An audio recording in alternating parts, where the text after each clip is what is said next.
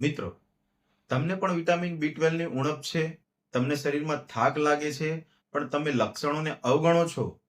તો આ જ વિટામિન બી 12 ની ઉણપ 6 મહિના પછી તમારા શરીરમાં નસોનું પરમનન્ટ ડેમેજ કરી શકે છે. તમારી યાદશક્તિ ઓછી કરી શકે છે. તમારા હાથ પગમાં નસો શૂન્ય પડી શકે છે. તો મિત્રો, પછી તમે તમારા ડોક્ટરને બતાવવા જશો તો ત્યાં સુધી બહુ જ મોડું થઈ ગયું હશે. પછી જે આ ડેમેજ શરીરમાં થઈ ગયું છે તેને રિવર્સ કરવું બહુ જ મુશ્કેલ પડે છે. તો મિત્રો, બી 12 જે છે તેમાં શું થઈ શકે? તો તમે રાતે પૂરતી ઊંઘ લો છો, છતાં પણ તમે ઉઠો સવારે ત્યારે તમને એકદમ આળસ લાગે છે, થાક લાગે છે. પછી તમે થોડુંક કામ કરો તો થાકી જાઓ છો.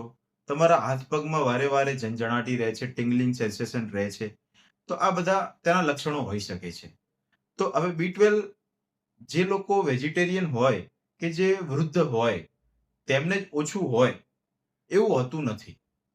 ઘણા લોકો ઈંડા ખાતા હોય છે, રેગ્યુલર દૂધ પીતા હોય છે. તો ઈંડા અને દૂધમાં બી 12 ની માત્રા સારી હોય છે. તો આ બંને વસ્તુ જે રેગ્યુલર રહેતા હોય તેમનામાં પણ ઘણીવાર બી 12 ઓછું આવે છે. તો બી 12 ખાલી બહારથી લેવું જરૂરી નથી, પણ બી 12 લીધા પછી તેનું શરીરમાં અબ્ઝોર્પ્શન થાય, એટલે કે આપણા શરીરમાં તે વસ્તુ, તે પોષક આપણા શરીરને મળી રહે, તે પણ બહુ જ જરૂરી છે. ધારો કે તમે આ વસ્તુ લેતા નથી, ઈંડા નથી ખાતા કે દૂધ નથી પીતા, તમે બહારથી બી 12 નું સપ્લિમેન્ટ લો છો કે બી 12 ની ગોળી લો છો, પણ તે બી 12 ની ગોળી પણ આપણા શરીરમાં અબ્ઝોર્બ થાય છે કે નહીં તે પણ જોવું ખાસ જરૂરી છે. તો અબ્ઝોર્પ્શન માટેનો વિડીયો આપણે પાછળથી અલગથી બનાવીશું, પણ હાલ આપણે મેઇન વાત કરીએ કે બી 12 ના લક્ષણો અને તેના માટે જે હું તમને આજે નુસ્ખો બતાવવા જઈ રહ્યો છું તેના વિશે. તો સૌથી પહેલા આપણે લક્ષણોની વાત કરીએ. તો એમાં સૌથી પહેલું લક્ષણ છે કે હાથ પગમાં ઝંઝણાટી રહેવી, ખાલી ચડી જવી કે ટિંગલિંગ સેન્સેશન રહેવું. પછી હાથ પગમાં કીડીઓ ચાલતું એવું લાગવું. આપણને કીડી ચાલતી હોય ને શરીરમાં એવું ફીલ થાય એકદમ. તો એક ઉદાહરણથી હું તમને સમજાવું કે આપણા શરીરની જે નસો છે તેને આપણે વાયર સાથે કમ્પેર કરીએ, ઇલેક્ટ્રિક વાયર. તો જે ઇલેક્ટ્રિક વાયર હોય છે તેની બહાર રબરનું પરખ હોય છે.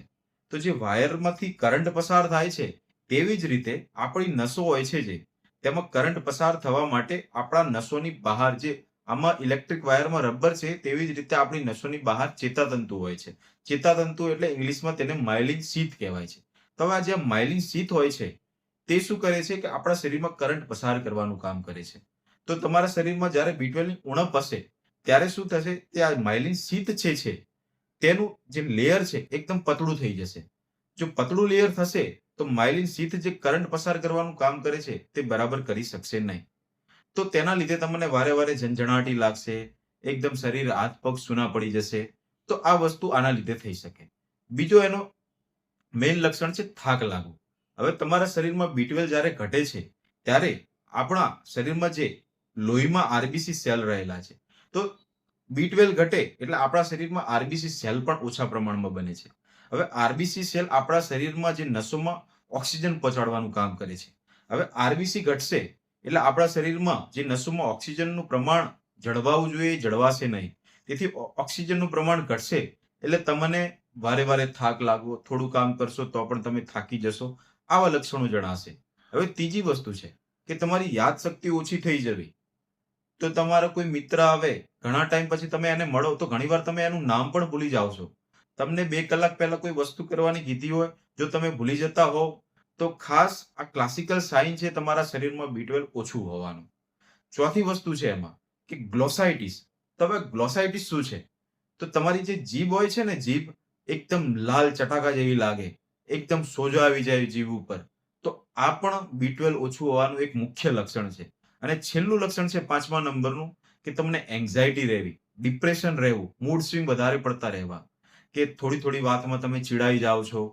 અને એક રિપોર્ટ પ્રમાણે જો તમારી એજ 35 વર્ષ કરતા વધારે છે અને તમને એન્ઝાયટી, ડિપ્રેશનના રોગ રહેતા હોય તો સૌપ્રથમ તમારે બી 12 નો રિપોર્ટ કરાવવો જોઈએ.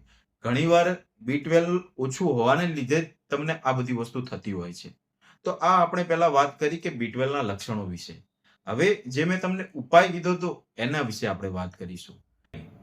તો ઉપાય માટે 3 વસ્તુની જરૂર પડશે. એમાં સૌથી પહેલું છે 1 ગ્લાસ ગરમ દૂધ. બીજી વસ્તુ છે 2 ખજૂર. અને ત્રીજી વસ્તુ છે 5 બદામ. તો એમાં સૌથી પહેલું છે દૂધનો 1 ગ્લાસ. તો એક દૂધના ગ્લાસમાંથી આપણા શરીરને 0.9 થી 1.2 માઇક્રોગ્રામ B12 મળે છે, જે આપણા શરીરની જે ડેઇલી નીડ છે એના 40% ભાગ પૂરો પાડે છે. હવે બીજી વસ્તુ જે આપણે ખજૂરની વાત કરી, તો ખજૂર B12 પૂરું પાડતું નથી, પણ ખજૂરની અંદર વિટામિન B6, ફોલાઇટ અને આયરન આ 3 વસ્તુ રહેલી છે. તો જે B12 છે એ વિટામિન B6 સાથે મળીને આપણા શરીરમાં RBC સેલનું પ્રમાણ વધારશે, જેના લીધે તમારા શરીરમાં નસોને ઓક્સિજન પૂરતા પ્રમાણમાં મળી રહેશે. ત્રીજી જે વસ્તુ છે બદામ. તો બદામમાં વિટામિન E, વિટામિન B2 અને મેગ્નેશિયમ આ 3 વસ્તુ રહેલી છે. તો આપણા શરીરનું વિટામિન B12 કે જે આપણને દૂધમાંથી મળ્યું છે અને બદામનું વિટામિન B2 આ બંને સાથે મળીને જે મેં પહેલાં તમને વાત કરી કે નસોની ઉપર માયલિન શીથ જે પતળી થઈ જાય છે, તો વિટામિન B12 અને વિટામિન B2 બંને ભેગા મળીને આ માયલિન શીથને રિપેર કરવાનું કામ કરે છે. તેથી માયલિન શીથ રિપેર થવાથી તમારા કરંટ એટલે નસોમાં જે ચેતાતંતુઓ છે બરાબર પાસ થાય છે, જેથી તમને હાથમાં જે વારે વારે ઝંઝણાટી થાય તે બધી વસ્તુ ઓછી થઈ જાય છે. તો આ હતી 3 મુખ્ય વસ્તુ. હવે આ રેસીપી આપણે બનાવશું કઈ રીતે? તો સૌથી પહેલા 2 ખજૂર અને 5 બદામ આ બંને વસ્તુને રાતે પાણીમાં પલાળીને મૂકી દેવાની છે. સવારે વહેલા જે ખજૂર છે તેમાંથી થળિયા કાઢી લેવાના છે અને જે બદામ છે પલાળેલી બદામ એના જે આઉટર કવર છે, જે ફોતરા છે તે નીકાળી દેવાના છે.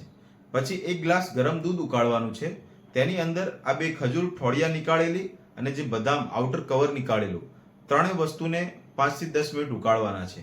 પછી તેને એક મિક્સચરમાં ગ્રાઇન્ડ કરી દેવાના છે અને જે જ્યુસ તૈયાર થશે તે દરરોજ સવારે તમારે નયણા કોઠે એટલે કે ખાલી પેટે પીવાનું છે, અથવા તો તમે નાસ્તો કરો એની 20 મિનિટ પહેલા લેવાનું છે. જો આ વસ્તુ તમે 3 થી 6 અઠવાડિયા સુધી સતત કરો છો તો તમને બહુ જ સારા રિઝલ્ટ મળી શકે છે.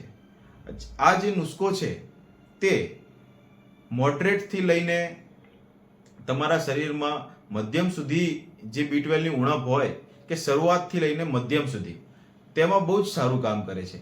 પણ જો તમારું B12 નું લેવલ 100 કરતાં નીચું છે, તમારામાં ન્યુરોલોજિકલ જે સિમ્ટમ્સ છે જેવા કે એકદમ થાક લાગવો, હાથ પગ એકદમ વારે વારે સૂના પડી જવા, આંખોમાં ઓછું દેખાવું, ચાલતા ચાલતા પડી જવું, આવા બધા લક્ષણો જો તમને જણાય છે તો તરત જ તમારા ડૉક્ટરની સલાહ લેવી જોઈએ.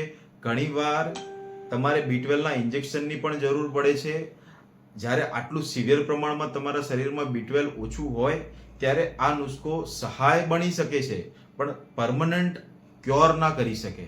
તેથી મિત્રો ખાસ આ દરેક વસ્તુનું ધ્યાન રાખવું અને આવી સારી સારી બાબતો જાણવા માટે ખાસ અમને ફોલો અને સબસ્ક્રાઇબ કરી દેજો. નમસ્તે મિત્રો.